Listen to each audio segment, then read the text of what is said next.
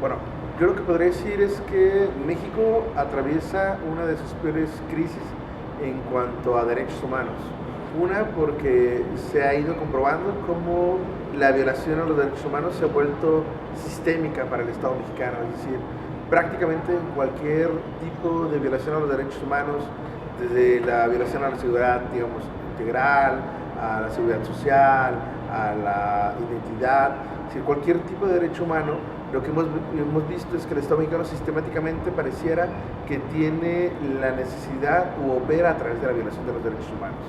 Y esa es una circunstancia que ha venido a manifestar como, uno, por un lado, lo reitero, el Estado sistemáticamente violenta los derechos humanos, y dos, los organismos autónomos que se han instituido para la defensa de los derechos humanos, lo que han hecho es volver a violentar los derechos humanos de las personas. Es decir, pocos organismos, tanto la Comisión Nacional como las diversas comisiones estatales de derechos humanos, han sido incapaces de revertir estas violaciones del Estado y por consecuencia han sido incapaces de defender a las personas. Prácticamente en este país uno tiene que llevar a cabo por su propia cuenta la defensa de sus derechos humanos, y esto genera un estado de vulnerabilidad brutal, ¿no? Donde cualquiera de nosotros constantemente vemos vulnerados nuestros derechos y vemos una incapacidad del Estado de poder siquiera salvaguardarlos.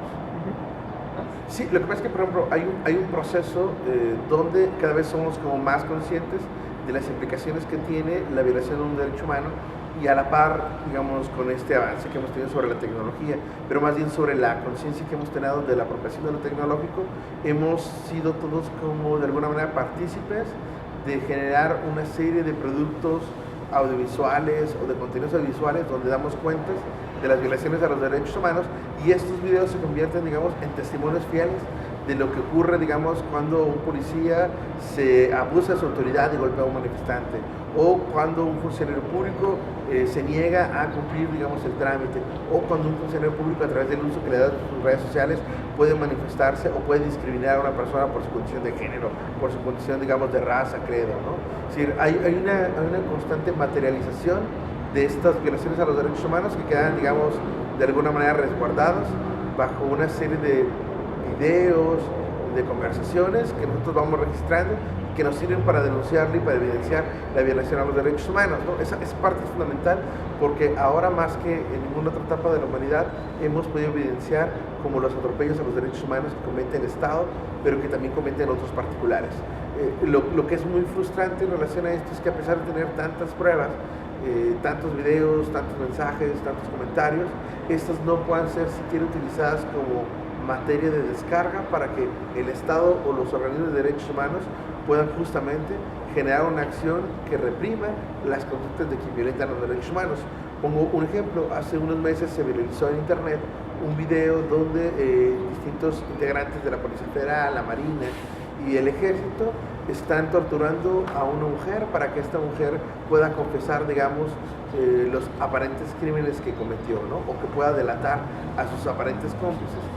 Digamos, este video que se viralizó y que incluso muchos de nosotros compartimos, al final del día sirvió como para señalar que efectivamente la tortura forma parte de una acción sistemática del Estado mexicano en procuración de justicia, pero al término del día fueron, o las personas que aparecen torturando en el video fueron señalados, pero el video como tal al final también no permitió convertirse en una prueba real, porque se pensó que podría estar manipulado para, ¿no?, evidenciar como esas atrocidades.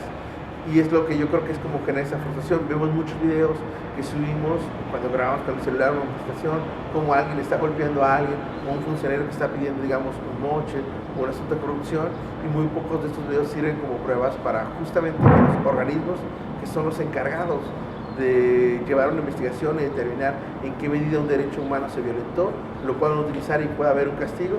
Muy pocas veces estos materiales sirven para eso, porque incluso el propio marco jurídico establecido está dado para que, si uno comparte ese tipo de materiales, esto pueda perder como el valor jurídico para ser tomado como una prueba, ¿no? Pongo otro ejemplo. La mayoría de los medios hace unas semanas compartieron un video donde se muestra un terrible asesinato de un juez federal que ha estado como encargado de dar sentencia a juicios cometidos en contra de los principales narcotraficantes del país.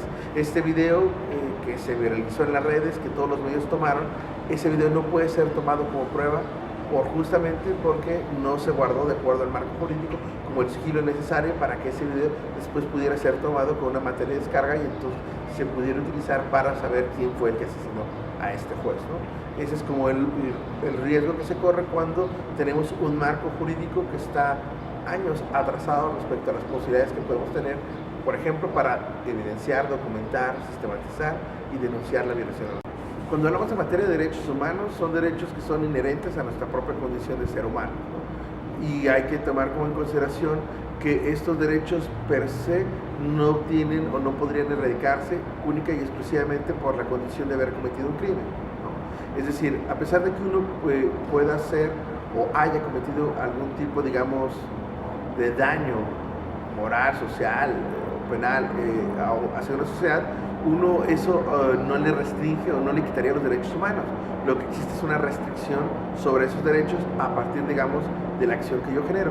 Cuando hablamos de una comunidad penitenciaria o una comunidad que está en un centro de rehabilitación social, justamente está ahí para poder pagar por algún derecho que violentó, un derecho humano que violentó a otra persona o al Estado mismo o agentes del Estado, etc. Y desde luego que hay marcos jurídicos que establecen una restricción a los derechos, ¿no? El principal tiene que ver con el derecho a la libertad, que es uno de los derechos humanos más preciados, ¿no?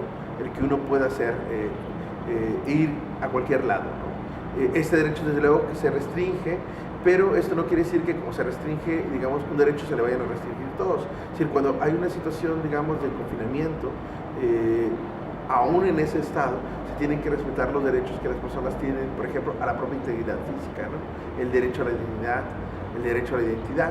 Y desde luego que estos derechos se tienen que seguir prevaleciendo porque el Estado, entre sus penalidades, ya restringe la libertad.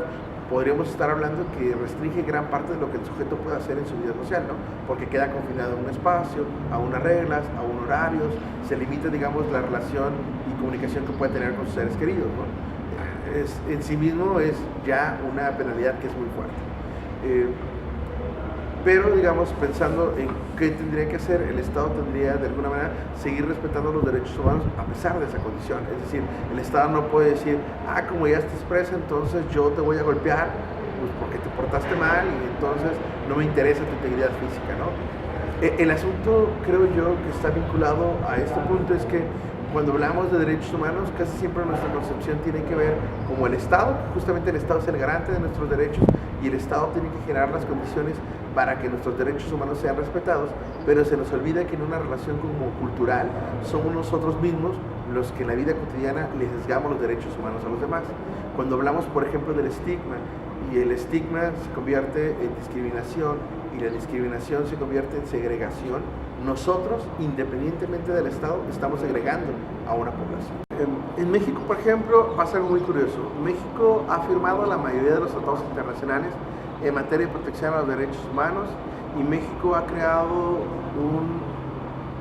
una serie de elementos jurídicos legislativos que podríamos considerar de punta en la protección de los derechos humanos. Hablando, digamos, de las políticas de readaptación social para las personas que hayan cometido un ilícito, México tiene legislaciones. El punto es que estas legislaciones no son operativas.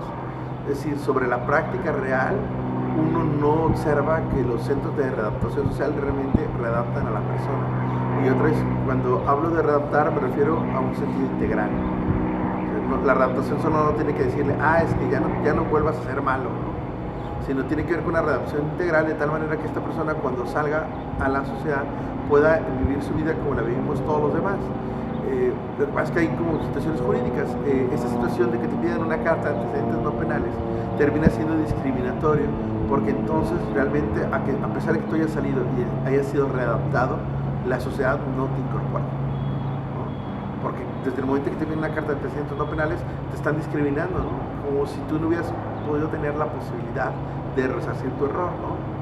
Entonces, digamos, socialmente el estigma sobre el que cometen error es muy fuerte y hace que se vuelva casi prácticamente eterno el error, ¿no?